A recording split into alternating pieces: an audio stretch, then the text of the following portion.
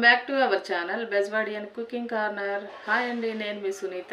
అందరూ ఎలా ఉన్నారు, బాగున్నారా? ఈ రోజు మన వీడియోలో సమ్మర్ స్పెషల్ గా రాగి జావని మా ఇంట్లో మేము ఎలా ప్రిపేర్ చేసుకుంటామో చూపిస్తానండి. ఎండలు విపరీతంగా ఉన్నాయి కదండి.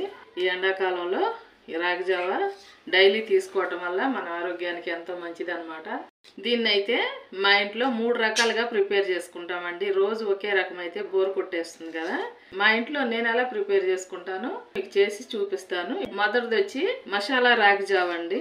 దీనికోసం ముందుగా రాగుల్ని తెచ్చుకొని ఇలా పిండి పట్టుకున్నానండి. ఇప్పుడు దీన్ని ఒక బౌల్ తీసుకొని 1 స్పూను రాగి పిండిని వేసుకుంటున్నాను. ఓకే అండి, నేను వచ్చి ఇప్పుడు ఒక చిన్న గ్లాస్కి చేస్తున్నాను అనమాట రాగి జావని. దానికోసం 1 స్పూన్ తీసుకున్నాను రాగి పిండి. ఇందులో కొంచెం వాటర్ పోసుకొని లూజ్గా కలుపుకోవాలండి. ఇలా కలిపి పక్కన పెట్టుకోవాలి. దీనికోసం ముందుగా స్టవ్ ఆన్ చేసుకొని గిన్నె పెట్టుకున్నాను. ఈ గ్లాస్తో 1.25 గ్లాసు వాటర్ వేసుకుంటున్నానండి. 1 గ్లాస్ వేసేసాను, 1/4 వంతు వేస్తున్నాను. ఈ వాటర్ బాయిల్ అవ్వాలండి. ఇప్పుడు ఇందులోకి మీ టేస్ట్కి తగినట్లుగా సాల్ట్ వేసుకోవాలి. ఫ్రెష్గా దంచి పెట్టుకున్న అల్లం వెల్లుల్లి పేస్టు కొంచెం వేసుకోవాలండి, చిటికెడు. ఫ్రెష్ది అయితే చాలా బాగుంటుంది. కొన్ని ఉల్లిపాయ ముక్కల్ని వేసేసుకుందామండి. అలాగే పచ్చిమిర్చి, కొంచెం పుదీనా. ఈ ఫ్లేవర్ చాలా బాగుంటుందండి. అలాగే కొంచెం కొత్తిమీర. ఇవన్నీ ఎసర్లో ఉడికించుకోవాలండి కాసేపు. చక్కగా ఇవన్నీ ఆనియన్స్, పుదీనా, కొత్తిమీర, అల్లం వెల్లుల్లి పేస్ట్ అన్నీ వేసుకున్నాం కదా. ఈ ఫ్లేవర్ అంతా చక్కగా ఈ వాటర్కి పట్టేసిద్ది అనమాట. చూసారుగా బాయిల్ అవుతుంది. ముందుగా కలిపి పెట్టుకున్నాం కదండి రాగి పిండిని వాటర్లో.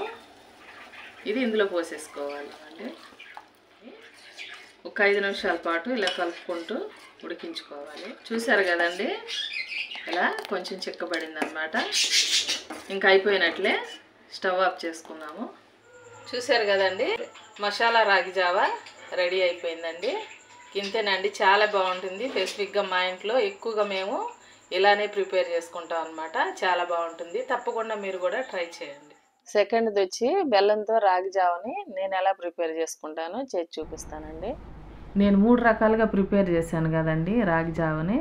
ఈ మూడిటికి పిండి కొలతలు కానీ అలాగే ఎసురు పోసుకున్న కొలతలు కానీ సేమ్ అండి మూడిటికి. ఇప్పుడు ఇందులో చిటికెడు సాల్ట్ వేసుకోవాలండి. స్వీట్ కదండి, కొంచెం సాల్ట్ వేసుకుంటే చాలా బాగుంటుంది. బెల్లం వచ్చి 3 స్పూన్ల వరకు వేసుకుంటున్నాను. మీ తీపికి తగినట్లుగా మీరు వేసుకోండి. బెల్లంలో ఐరన్ ఉంటుంది కదండి, మన హెల్త్కి చాలా మంచిదన్నమాట. బెల్లం మొత్తం చక్కగా కరిగేంత వరకు ఉడికించుకోవాలి. ఇలా ఉంటే సరిపోతుంది. చేసుకొని పక్కన పెట్టుకుందాము. కొంచెం చల్లారిన తర్వాత కొంచెం పాలు కలుపుకుందాము. రాగి జావ చల్లారిపోయింది. చిక్కడి పాలు కొంచెం తీసుకున్నాను. చూసారు కదండి, ఈ పాలు పోసుకొని చక్కగా ఇలా కలిపేసుకోవాలి. చాలా బాగుంటుందండి. స్వీట్ని ఇష్టపడే వాళ్ళు అయితే కనుక చక్కగా బెల్లం వేసుకొని ఇలా కాసుకుంటే చాలా టేస్టీగా ఉంటుంది.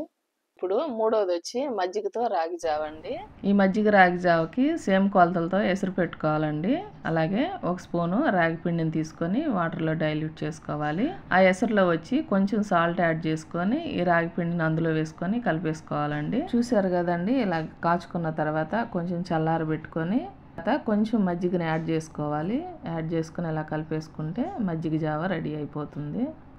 ఇంకింతేనండి, సింపుల్గా. ఇప్పుడు దీనిపైన కొంచెం ఆనియన్స్,